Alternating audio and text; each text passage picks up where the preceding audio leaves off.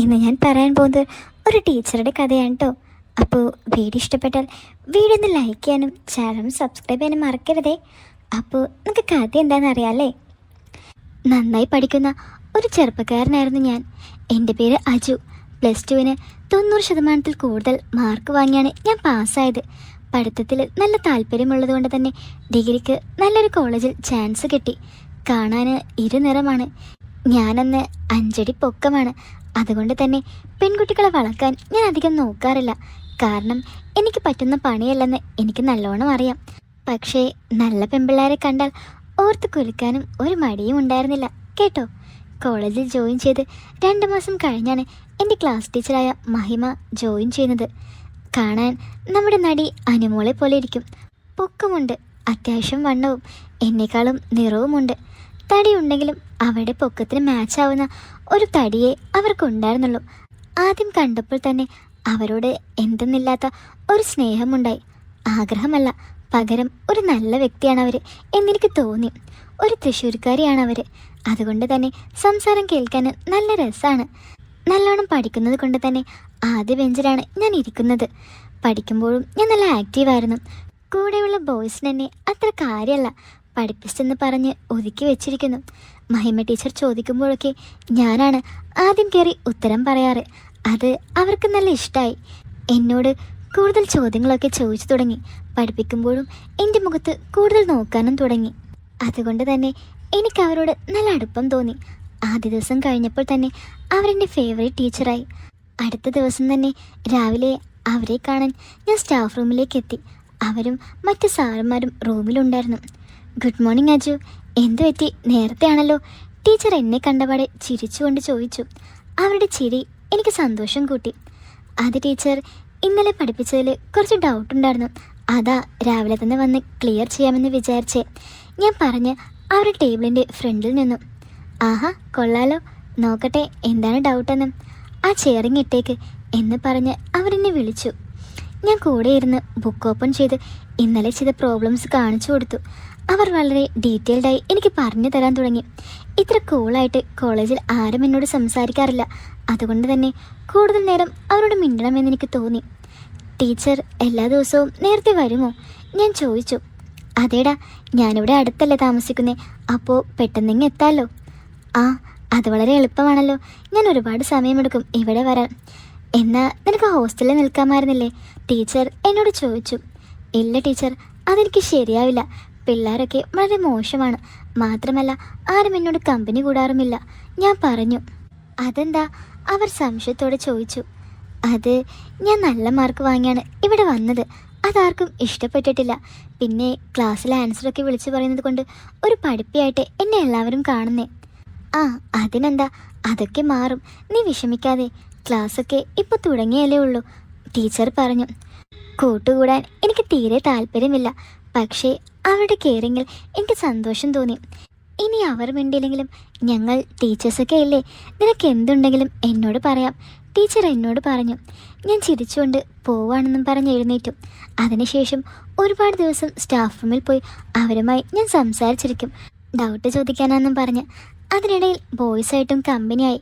ഇടയ്ക്ക് അതിലൊരുത്തൻ, അതായത് അസീസ്, അവൻ ഒരു തല്ലുകൊള്ളിയാണ്.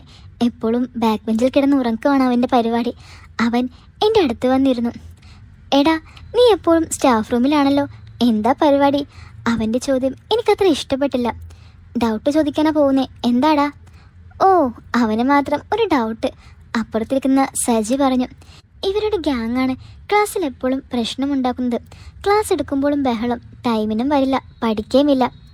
എടാ, നീ സ്റ്റാഫ് റൂമിൽ പോകുമ്പോൾ ടീച്ചേഴ്സും സാറന്മാരും മാത്രമേ ഉണ്ടാവുള്ളൂ? അസീസ് ചോദിച്ചു. ചോദ്യത്തിൻ്റെ ഉദ്ദേശം മനസ്സിലാകാതെ ഞാൻ അതേന്ന് മറുപടി പറഞ്ഞു. കണ്ടില്ലേടാ സജി, ഞാൻ അന്നേ പറഞ്ഞില്ലേ സാറും ടീച്ചറും തമ്മിൽ എന്തോ ബന്ധമുണ്ടെന്ന്, അസീസ് സജിയോട് പറഞ്ഞു. അപ്പോഴാണ് എനിക്ക് കാര്യം മനസ്സിലായത്. ഏയ്, അങ്ങനെ പറയരുത്, ടീച്ചർ പാവമാണ്, അവരെക്കുറിച്ച് പറഞ്ഞത് ശരിയായില്ല, നമ്മുടെ ടീച്ചറല്ലേ, ഞാൻ പറഞ്ഞു. ഓഹ്, ഇവനിപ്പോഴും ഒരു പാൽക്കുപ്പിയാണല്ലോ, സജി ചിരിച്ചുകൊണ്ട് എൻ്റെ മുതുകിലൊന്ന് അടിച്ചു പറഞ്ഞു. എനിക്ക് നല്ല ദേഷ്യമായി. ടീച്ചറിനെ ഞാൻ നന്നായിട്ടാണ് കാണുന്നത്. അതേ ടീച്ചറിനെ കുറിച്ച് ഇങ്ങനെ പറഞ്ഞപ്പോൾ എനിക്കിരിക്കാൻ പറ്റിയില്ല. എടാ, നീ ടീച്ചറെ കണ്ടിട്ടില്ലേ? നല്ല അടിപൊളിയാ, അതും ഡിവോഴ്സും. അപ്പോൾ പിന്നെ ഊഹിക്കാമല്ലോ ആൾ എങ്ങനെയാണെന്ന്. ഇത് കേട്ട് ഞാൻ ഞെട്ടി. ടീച്ചർ ഡിവോഴ്സാണെന്ന് എനിക്കറിയില്ലായിരുന്നു. അത് ഇതുവരെ എന്നോട് പറഞ്ഞില്ല എന്നോർത്തപ്പോൾ എനിക്ക് വല്ലാണ്ട് വിഷമം വന്നു. അവരെക്കുറിച്ച് മോശമായി പറയുന്നത് കേട്ടപ്പോൾ എനിക്കാകെ ദേഷ്യമായി. നിനക്കെങ്ങനെ അറിയാം ടീച്ചർ ഡിവോഴ്സാണെന്ന് ഞാൻ ചോദിച്ചു. എടാ, ഇവൻ്റെ അമ്മ ഇവിടുത്തെ ഓഫീസിലെ സ്റ്റാഫല്ലേ, അവരെല്ലാം അറിയുന്നുണ്ട്, സജി പറഞ്ഞു. നീ ചുമ്മാ ഇനി സ്റ്റാഫ് റൂമിൽ പോകുമ്പോൾ ഒന്ന് നോക്ക് എന്തൊക്കെയാ അവിടെ നടക്കുന്നതെന്ന് അസീസ് ചിരിച്ചുകൊണ്ട് പറഞ്ഞു തീരും മുമ്പേ ടീച്ചർ ക്ലാസ്സിൻ്റെ ഡോറിനടുത്ത് വന്ന് അജു എന്ന് ഉറക്കെ വിളിച്ചു. അത് കേട്ട് എനിക്ക് പുളകം കൊണ്ടു. എൻ്റെ പൊന്നോ സൂപ്പർ, സജിയുടെ കമൻറ്റ് പുറകെ വന്നു. അത് കേട്ടപ്പോൾ ഞാൻ ടീച്ചറെ ഒന്ന് നന്നായി നോക്കി. നല്ല ഓറഞ്ച് കളർ സാരി, അതും നന്നായി തന്നെ ഉടുത്തിരിക്കുന്നു. എൻ്റെ കണ്ണ് പതിയെ താഴേക്ക് പോകാൻ തുടങ്ങി. പെട്ടെന്ന് മുഖം തിരിച്ച് ടീച്ചറാണ് എന്ന് സ്വയം പറഞ്ഞ് ഞാൻ ടീച്ചറുടെ അടുത്തേക്ക് പോയി. എടാ, കുറച്ച് പണിയുണ്ട്, ഒന്ന് ഹെൽപ്പ് ചെയ്യാമോ നിനക്ക്, ടീച്ചർ എന്നോട് ചോദിച്ചു. കേട്ടപ്പോഴേ ശരി എന്ന് പറഞ്ഞ് ഞാൻ ടീച്ചറുടെ കൂടെ പോയി. സ്റ്റാഫ് റൂമിൽ സാറുണ്ട്. എന്തോ സ്റ്റുഡൻസിൻ്റെ റെക്കോർഡ് ഡിജിറ്റൽ അയക്കുന്ന പണിയാണ്. ഞാൻ അവിടെ ഇരുന്ന് ചെയ്യാൻ തുടങ്ങി. അപ്പോഴും അസീസ് പറഞ്ഞ കാര്യം മനസ്സിലുണ്ട്. ഞാൻ ഇരിക്കുന്ന ഓപ്പോസിറ്റ് ടേബിളിലാണ് ടീച്ചർ ഇരിക്കുന്നത്. അതിൻ്റെ അടുത്ത് സാർ നിന്ന് സംസാരിക്കുന്നുണ്ട്. രണ്ടുപേരും നന്നായി ചിരിച്ച് സംസാരിക്കുന്നത് കണ്ടപ്പോൾ വല്ലാത്ത അസൂയ തോന്നി. പക്ഷേ എൻ്റെ കണ്ണുകൾ പോയത് മറ്റു പല ഭാഗങ്ങളിലേക്കായിരുന്നു. മുടിയിൽ എണ്ണ തേച്ചിക്കുന്നത് കൊണ്ട് അവരെ കാണാൻ പ്രത്യേക ഭംഗിയുണ്ടായിരുന്നു. അവർ പെട്ടെന്ന് എന്നെ നോക്കിയപ്പോൾ ഞാൻ കണ്ണു മാറ്റി കമ്പ്യൂട്ടറിലേക്ക് നോക്കി. പണിയൊക്കെ കഴിഞ്ഞാൽ നിനക്ക് ബിരിയാണി വാങ്ങിത്തരാമെന്ന് ടീച്ചർ പറഞ്ഞു. അപ്പോഴാണ് ഞാൻ എൻ്റെ ആളെ നോക്കുന്നത്. ആള് തല പൊക്കി നിൽക്കാണ്. ഇനിയിപ്പോൾ എന്താ ചെയ്യുക ഞാൻ ആലോചിച്ചു. ഇല്ല ടീച്ചർ, എനിക്ക് വിശപ്പില്ല എന്നൊക്കെ പറഞ്ഞ് ഞാൻ ഒരുവിധം ടീച്ചർ കാണാതെ ഒളിപ്പിച്ചു വെച്ചു. അന്ന് ഞാൻ പെട്ടെന്ന് വീട്ടിലെത്തി. രാത്രി കിടക്കാൻ സമയം ഞാൻ അവരെക്കുറിച്ച് ആലോചിച്ചുകൊണ്ട് കിടന്നു. വീണ്ടും ആൾ തല പൊക്കിയത് ഞാൻ അറിഞ്ഞു. പക്ഷേ ഞാൻ തൊട്ടില്ല. അത് എൻ്റെ ടീച്ചറാണ് എന്നിങ്ങനെ ഞാൻ എൻ്റെ മനസ്സിനെ പറഞ്ഞ് പഠിപ്പിച്ചു. പിന്നെയും കുറേ നാൾ പോയി. ഇതിനിടയ്ക്ക് അസീസും സജിയും ടീച്ചറോട് നല്ല കമ്പനിയായി. അത് ഒരു പന്തികേടായി എനിക്ക് തോന്നി. ടീച്ചർ ടീച്ചർ എന്നൊക്കെ വിളിച്ച് അവർ കൂടെ പോകാൻ തുടങ്ങി. എനിക്ക് നന്നായി ദേഷ്യം വന്നു തുടങ്ങി. ഒരു ദിവസം ഞാൻ അവനെ കണ്ടു. എടാ, നീ എന്തിനാ ടീച്ചറുടെ പുറകെ നടക്കുന്നേ, ഞാൻ സജിയോട് ചോദിച്ചു. ആഹാ, അപ്പോൾ നിനക്ക് മാത്രം കിട്ടിയാൽ മതിയോ, ഞങ്ങൾക്കും വേണ്ടേ, അവൻ ചിരിച്ചുകൊണ്ട് പറഞ്ഞു. എടാ, ഇത് ശരിയല്ല, അത് നമ്മുടെ ടീച്ചറാണ്, ഞാൻ വീണ്ടും പറഞ്ഞു. അതിനെന്താ, നീ കണ്ടില്ലേ അവരെ, സഹിക്കാൻ പറ്റുന്നുണ്ടോ നിനക്ക്, എന്തൊരു സുന്ദരി അവർ, എന്തായാലും വളയും, അത് ഉറപ്പാ. നീ വിഷമിക്കാതെ, നിന്നെ നമ്മൾ കൂട്ടിക്കൊള്ളാം, നമ്മളൊക്കെ ഫ്രണ്ട്സ് അല്ലേ, അസീസാണ് അത് പറഞ്ഞത്. ഇതൊക്കെ കേൾക്കുമ്പോഴും എൻ്റെ മനസ്സിൽ നല്ല ദേഷ്യം വന്നു. പക്ഷേ എൻ്റെ ആൾ തല പൊക്കുന്നുണ്ടായിരുന്നു. അവർ മഹിമ ടീച്ചറെക്കുറിച്ച് വർണ്ണിക്കാൻ തുടങ്ങി. ഇതേ സമയം ടീച്ചർ സ്റ്റാഫ് റൂമിൻ്റെ വെളിയിൽ വന്ന് ഫോൺ ചെയ്തുകൊണ്ട് നിൽക്കുമായിരുന്നു. അവരെ നോക്കി ഇവർ ഓരോന്ന് പറഞ്ഞുകൊണ്ടിരുന്നു. ഞാനും അവർ പറയുന്നത് കേട്ട് അവളെ ആകെ ഒന്ന് നോക്കി. അപ്പോൾ തന്നെ എൻ്റെ ആൾ പണി തന്നിരുന്നു എനിക്ക്. ജീവിതത്തിൽ ആദ്യമായിട്ടാണ് എനിക്ക് ഇങ്ങനൊരു അവസ്ഥ ഉണ്ടാവുന്നത്. അന്ന് രാത്രി ഞാൻ ഉറങ്ങാതെ ഇതൊക്കെ ആലോചിച്ച് കിടന്നു. പക്ഷേ സഹിക്കാൻ പറ്റുന്നേയില്ല. എന്ത് ചെയ്താലും ഞാൻ തൊടില്ല എന്ന് തീരുമാനമെടുത്തു. കുറച്ച് ദിവസം പനിയാണെന്ന് പറഞ്ഞ് ഞാൻ ക്ലാസ്സിൽ പോയില്ല.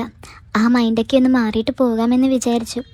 ഒരു ദിവസം ടീച്ചർ വാട്സപ്പിൽ മെസ്സേജ് അയച്ചു. ആദ്യമായാണ് ടീച്ചർ മെസ്സേജ് ചെയ്യുന്നത്. അതെനിക്ക് സന്തോഷം തന്നു. ഹലോ അജു, എന്ത് പറ്റി, എന്താ ക്ലാസ്സിൽ വരാത്തത്? ടീച്ചർ, അത് പനിയാണ്. ആണോ, ഇപ്പോൾ എങ്ങനെയുണ്ട്? കുഴപ്പമില്ല, പെട്ടെന്ന് തിരിച്ചു വരും. ആ സാരില്ല, റെസ്റ്റ് എടുക്ക്, നന്നായി റെസ്റ്റ് എടുത്തിട്ട് വന്നാൽ മതി, ടീച്ചർ പറഞ്ഞു. ടീച്ചറുടെ മെസ്സേജ് എനിക്ക് കൂടുതൽ സന്തോഷം നൽകി. ഞാനപ്പോൾ ടീച്ചറുടെ DP എടുത്ത് നോക്കി. ഒരു വയലറ്റ് സെറ്റ് സാരി എടുത്ത് ടീച്ചറുടെ DP, നല്ല ഐശ്വര്യമുള്ള ഒരു ഫോട്ടോ. ടീച്ചർക്ക് സുഖമല്ലേ, ഞാൻ ചോദിച്ചു. അതെ, ഞാൻ ഓക്കെയാണ്. ടീച്ചറുടെ മെസ്സേജ് വന്നു. ഞാൻ ഇല്ലാത്തതുകൊണ്ട് ക്ലാസ് എങ്ങനെ പോകുന്നു? എനിക്ക് സംസാരിച്ചുകൊണ്ടിരിക്കാൻ തോന്നി. ഒരു രസമില്ലടാ, നീയുള്ളപ്പോൾ എനിക്ക് പഠിപ്പിക്കാൻ നല്ല ഇൻട്രസ്റ്റ് ആണ്. ഇത് കേട്ടപ്പോൾ എനിക്ക് ഒരുപാട് സന്തോഷം തോന്നി. ആണോ, ഞാൻ നാളെ തന്നെ വരാം ടീച്ചർ, ഞാൻ പറഞ്ഞു. ഏയ് കുഴപ്പമില്ല, ഫുള്ളായിട്ട് ഓക്കെ ആയിട്ട് വന്നാൽ മതി. ഓക്കെ ശരി, പിന്നെ കാണാം എന്ന് പറഞ്ഞ് അവർ ഓഫ്ലൈനായി.